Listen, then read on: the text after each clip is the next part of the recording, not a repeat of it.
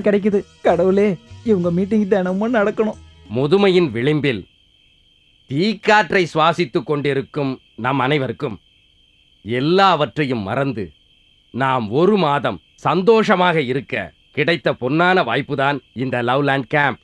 ஊட்டியில் அழகு நிறைந்த இடத்தில் இருக்கிறது இந்த லவ்லேண்ட் ஸ்பாட். சிட்டியில இருந்து கிட்டத்தட்ட 30 கிலோமீட்டர் உள்ள இருக்கு.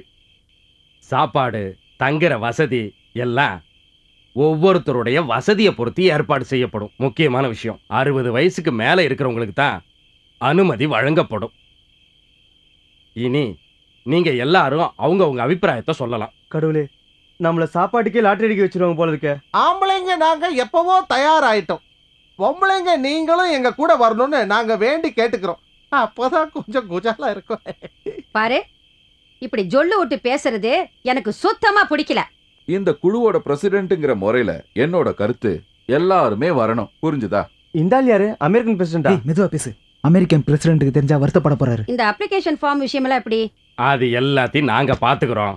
என்ன மேஜர்? ஆமா, ஃபார்மோட பயோடேட்டாவும் சேர்த்து அனுப்பணும். செலக்ஷன் ஆகுறவங்க மட்டும்தான் வர முடியும். அப்படின்னா இவளுக்கு கிடைக்கவே கூடாது. இவளுக்கு கிடைக்காம போகட்டும். எனக்கு பத்திக்கிட்டு வருது. அதையும் நான் தான் நினைக்கணுமா? யோ, தேவையில்லாம என் வாயை கிளறாத. சைலண்ட்.